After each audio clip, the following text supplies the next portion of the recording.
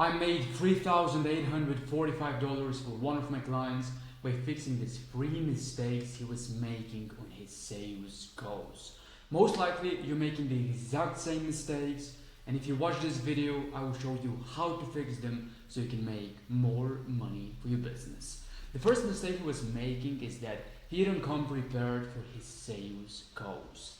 A major part of sales isn't just the time that you spend sitting on a meeting with your prospect. It's all the time that comes before, when you prepare for this meeting. So what we did to fix those problems is that he came prepared for every meeting that he had. But you may ask, how can I prepare for my sales goals? I don't know that.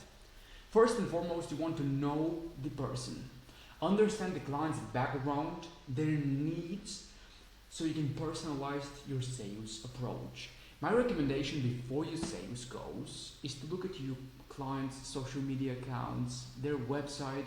Try to find as much information as possible so you can know this person before you conduct a call with them. The second thing that you can do to prepare for your sales goals is to analyze competition. Just by offering insights on competitors can add value and demonstrate expertise to your clients. The moment you research this client, you can also research some of your competitors that might offer a similar solution to these people. And by you understanding your ideal clients and probably some of the solutions other people presented to them, just by that, your prospect will notice that you did your work prior to the call, you came prepared. But you don't want to just wing it, because relying on spontaneity may lead to missed opportunities and lack of credibility, which is what my client was doing. He just winged all of the sales goals, even though I gave them scripts. He wanted to go with the flow just to have this sort of natural conversation of the sales goals. And because he wanted to have this natural conversation, he missed a lot of sales.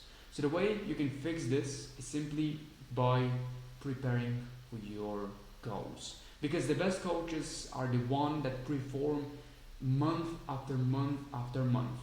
And those people who perform are those who come prepared. Second mistake was working on your altitude.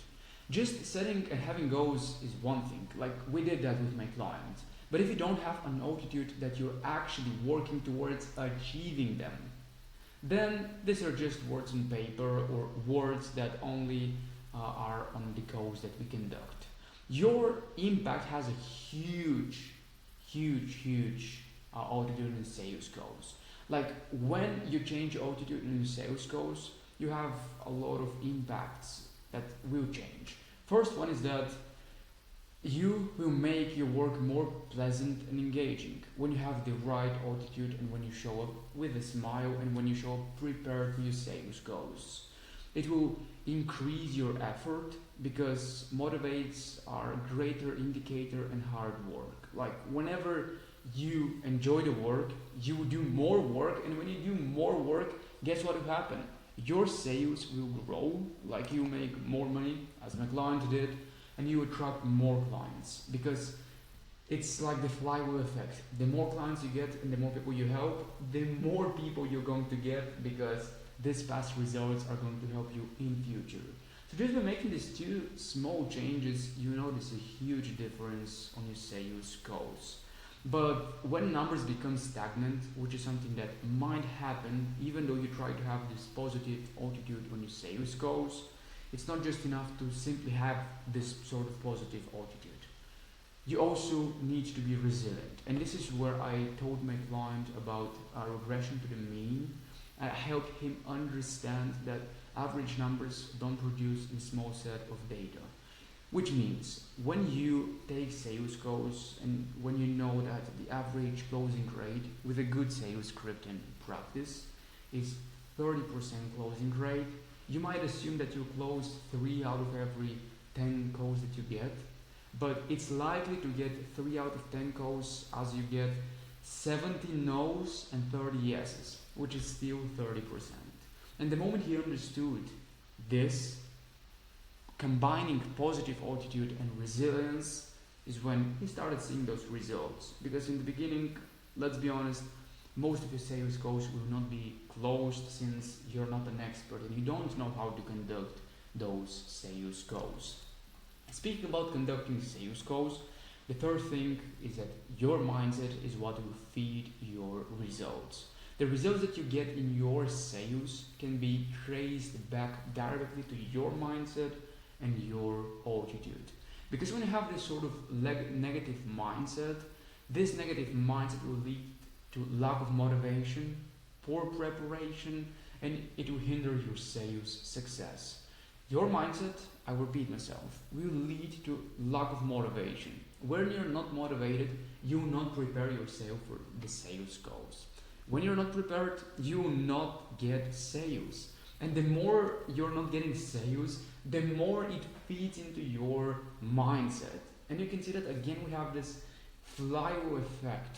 And just by fostering motivation and having this sort of positive mindset, it will again have this sort of flywheel effect, but in a different positive way, and to help you actually make more money.